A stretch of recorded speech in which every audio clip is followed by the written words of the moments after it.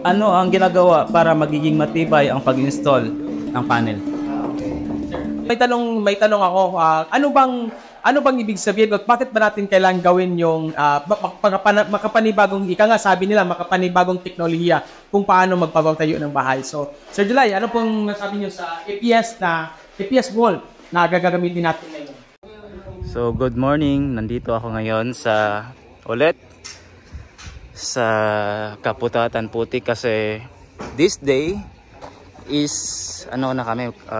magagawa kami ng, nandito na kasi yung videographer, gawa kami ng video. Ayan, naka-uniform din na yung mga workers.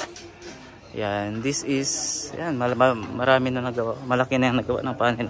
Nung nakaraan, wala pa to dito. Ayan, si Sir Wilson yung videographer natin. Subscribe kayo sa Sir Nonoy. Ayan, dito na. Last time dito pa yan. And then, ayan. Si Sir Jola yung master installer natin sa panel from Bicol.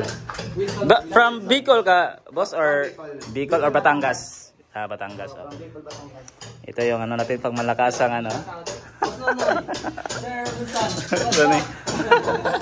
What's up? Mag-interview kami sa master installer. Yan. Parang ano lang ako, behind the scene lang ako, behind the scene.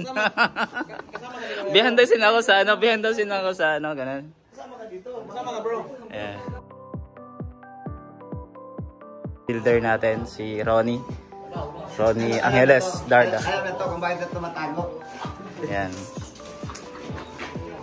And welcome po sa ating panibagong video, panibagong vlog na naman. At saka gusto ko lang, kung kayo po ay gusto magpatayo ng bahay, syempre, ano gagawin natin? Ano yung, paano natin i-guide, paano natin gagawin yon kung may pondo ba na tayo? May tanong ako, ano bang ibig sabihin at bakit ba natin kailangan gawin yung makapanibagong, ika nga sabi nila, makapanibagong teknolohiya kung paano magpapatayo ng bahay. So, Sir July, ano pong nasabi niyo sa APS wall na gagamitin natin ngayon? Okay, sir. Magandang katanungan yan, sir, sa yung mga tanungan. Ito po kasi yan, sir. Ang paliwanag ko sa ganitong gawain, kung bakit po natin nagpalit, bakit po tayo pumalit sa ganitong technology, kasi po ang equivalent po ng isang piraso nito, 18 hollow blocks. Sa madaling salita po, sa 18 hollow blocks, pag itinayo po natin itong panel na to, equivalent sa hollow blocks. Ito po, itinayo natin itong panel na to since 1 hour, isang oras, kalahati. Ganito na po siya, ready to print na siya agad.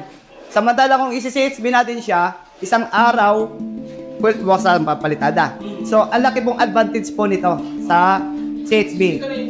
Ito na po yung tinawag na APS wall panel. Ito na po siya. Kaya po ito po yung endorse natin sa mga kababayan natin or mga OFW regarding po sa mga nagde-develop dyan ng SM, develop na mga building, develop po ng mga high-rise or ano man na mga kondo na kailangan nyo pong mga contractor na gusto nyo mapabilis or mapabilis ang paggawa na sa tingin nyo makakatipid kayo sa consume sa budget. Yan, makakatipid kayo. Dito na kayo, gumamit na kayo ng panel. Gamitin nyo na tong panel na to.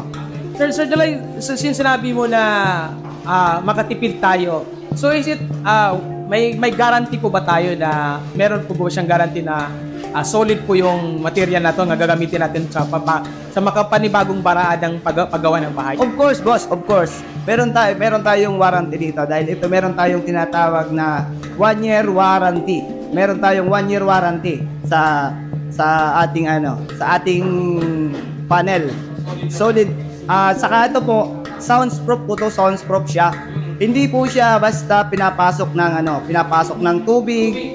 Isingit po natin yung mga term na kung ano ba po meron pong maingay or videokihan. Yan, mga ganun pong kaya po ito namin ipinost ng ganitong ganitong method para po siya, kung gusto niyo pong katahimikan, dito lang po sa panel, dito niyo po maranasan. Ito po ay ang tinatawag na soundproof. Ano ang ginagawa para magiging matibay ang pag-install ng panel? Sa preparation. Okay, ganito guys, magandang katanungan yan, Sir Nonoy. Yung panel natin, before tayo mag-install, i-clear muna natin yung area na malinis. Yan yung pinaka, ano natin, malinis yung area, malinis siya.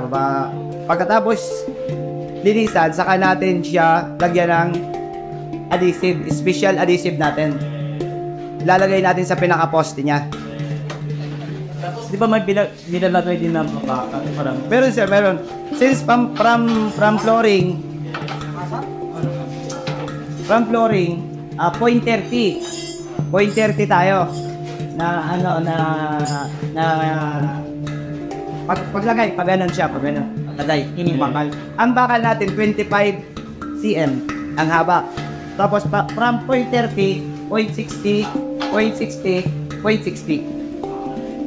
So yun yung ano, Yun yung kagandahan ng EPS wall. Yeah, yun yung Para matibay niya. solid, matinding solid talaga. Ayan, tapos na kami nag-vlog. Boss, thank you.